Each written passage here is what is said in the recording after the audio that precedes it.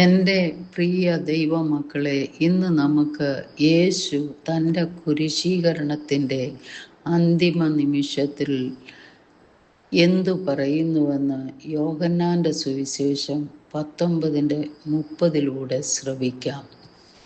യേശു പുളിച്ച വീഞ്ഞു കുടിച്ച ശേഷം നിവൃത്തിയായി എന്ന് പറഞ്ഞു.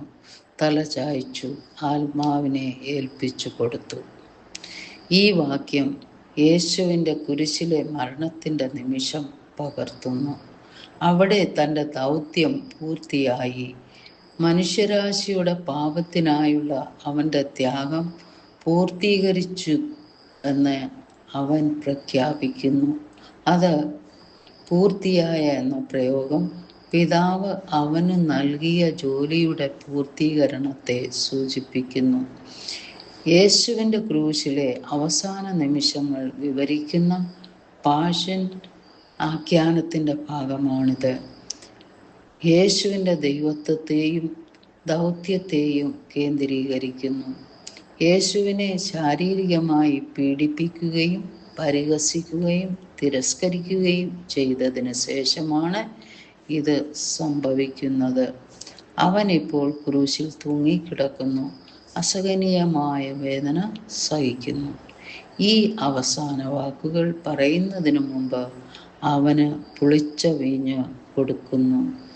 അത് കുടിച്ച ശേഷം അത് പൂർത്തിയായി എന്ന് അദ്ദേഹം പറയുന്നു. തുടർന്ന് മരിക്കുന്നു. പിതാവ് അവനെ ഭരമേൽപ്പിച്ച ദൗത്യം നിവൃത്തിയായി. പാപത്തിന് പ്രതിപകരമായി തൻ്റെ ജീവനെ അവൻ ഏൽപ്പിച്ചു കൊടുത്തു.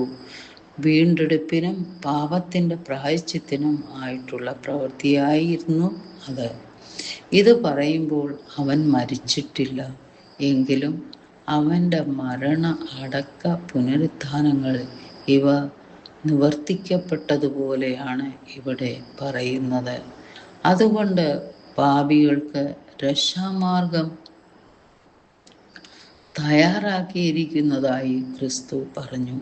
കാൽവറിയിലെ കുരിശിൽ നമ്മുടെ കർത്താവ് നിവർത്തിച്ച രക്ഷയുടെ പ്രവൃത്തിക്കായി നാം ദൈവത്തെ എല്ലായ്പ്പോഴും സ്തുതിക്കണം. തലചായിച്ചു എന്ന പ്രയോഗം മരണത്തിനു ശേഷം നിസ്സഹായനായി തലചായ്ച്ചതല്ല, മറിച്ച് മനഃപൂർവമായി വിശ്രമ സ്ഥലത്തിലേക്ക് അവൻ തലചായ്ച്ചു കൊടുക്കുകയായിരുന്നു.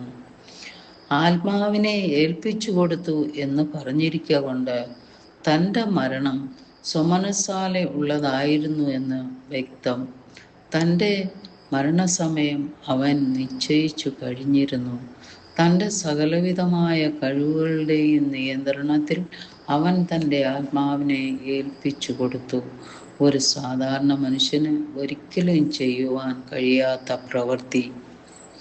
യേശുവിൻ്റെ ത്യാഗത്തിൻ്റെ പര്യാപ്തതയിൽ വിശ്വസിക്കാനും ദൈവം നമ്മെ ഏൽപ്പിച്ച ജോലി പൂർത്തിയാക്കുവാനും വിശ്വസ്തയോടെയും കഷ്ടപ്പാടുകളിൽ പ്രത്യാശയോടെയും നിലകൊള്ളാനും നാം വിളിക്കപ്പെട്ടിരിക്കുന്നു. സ്നേഹപിതാവേ, യേശുവിൻ്റെ ത്യാഗത്തിൻ്റെ പര്യാപ്തതയിൽ വിശ്വസിക്കാനും അവൻ കുരിശിൽ ഉറപ്പിച്ച സ്വാതന്ത്ര്യത്തിൻ്റെയും കൃപയുടെയും വെളിച്ചത്തിൽ ജീവിക്കാനും ഞങ്ങളെ അനുഗ്രഹിക്കണമേ.